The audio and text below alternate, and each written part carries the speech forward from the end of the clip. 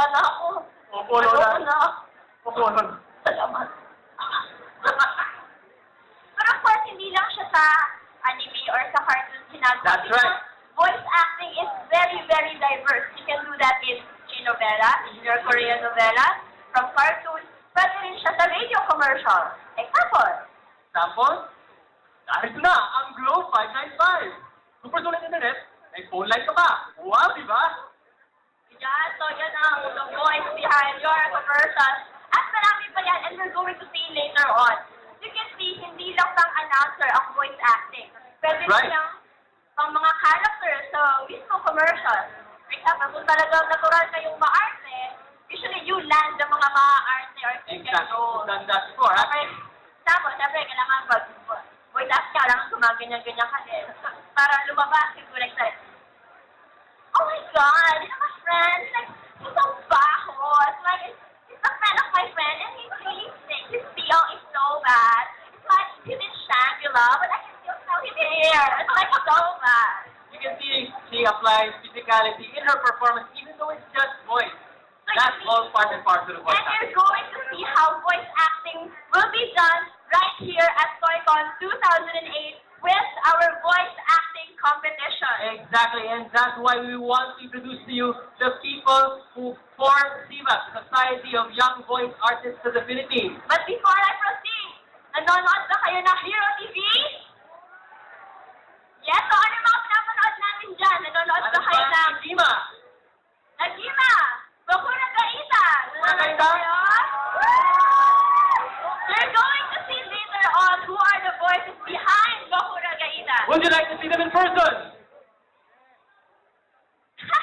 So you see, we would like to welcome on stage to jumpstart the voice acting workshop, the president of the Society of the Young Voice Artists of the Philippines, Mr. Byron Barinuevo. And we would also like to welcome on stage the voice behind the lead character of Bakura Gaita na nami. And Nanay Takahashi, Joe Carol Fernandez.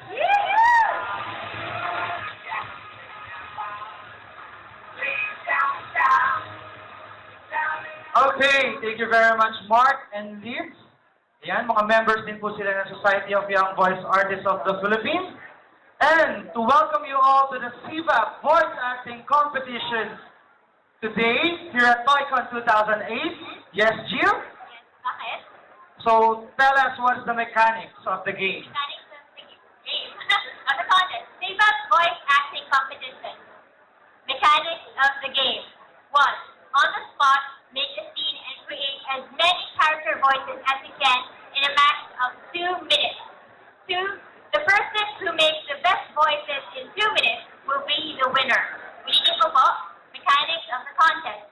On the spot, make a scene and create as many character voices as you can in a max of 2 minutes. The person who makes the best voices in 2 minutes will be the winner. Okay, so ibig sabihin po nun, yung mga sasali ngayon sa competition ay gagawa sila ng maraming boses in just 2 minutes. So gusto nyo ba akong makarinig ng sample? Gusto nyo ba? Okay, so syempre dahil gusto nyo makarinig ng sample, si Jill as a dubber, nagulat siya, di ba? Gagawa siya ngayon ng sample. So Jill, sige nga, samplean mo sila. First, Nanami Takahashi.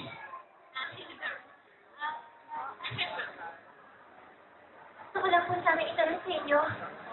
Nakita niyo po ba si Yano? Kasi, kanina pa ako nandito. Matagal ko nang hinahanap ang mahal sa buhay ko. Yung cheeseburger ko. Hindi ko niya binibigay. Walang yaka, Yuri.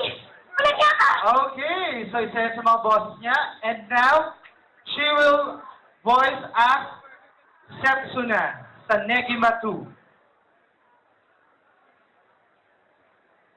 Miss ko, ano ka? Anong oras po ba tayo gigising bukas?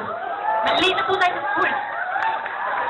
Okay, so syempre meron pa yan. Sino nanonood dito ng Negima? Okay, ayan, di ba? So si Setsuna.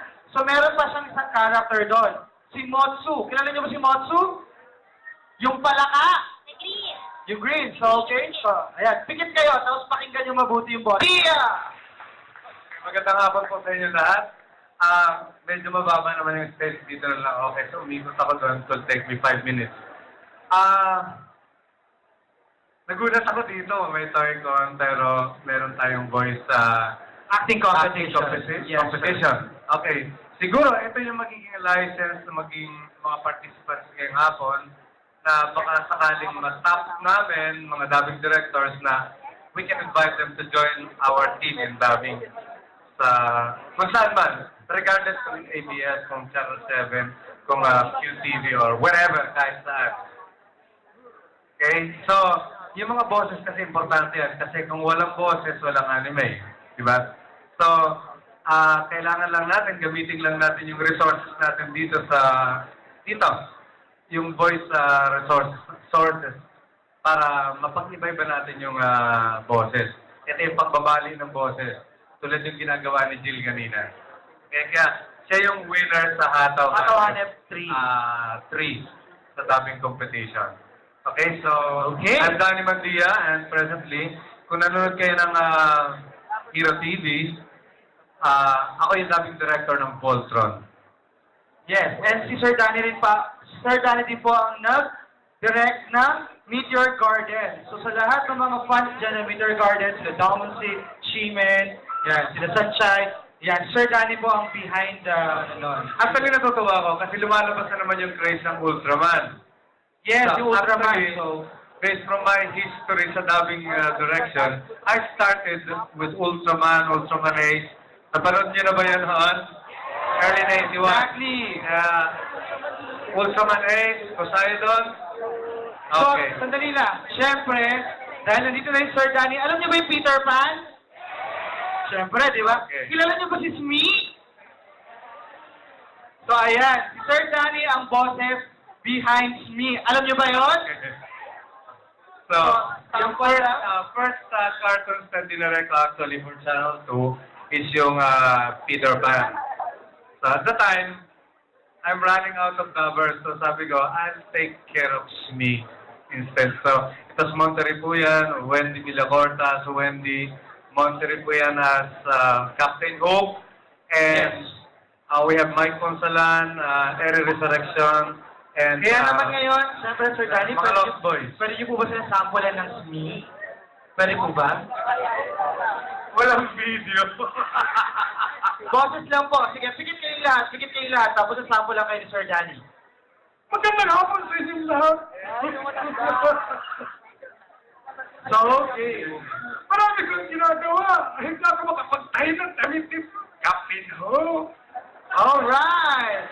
So now, ladies and gentlemen, let's all welcome again Mr. Danny Mandia. Thank you, Sir Danny Mandia. Okay, and now, for our next judge,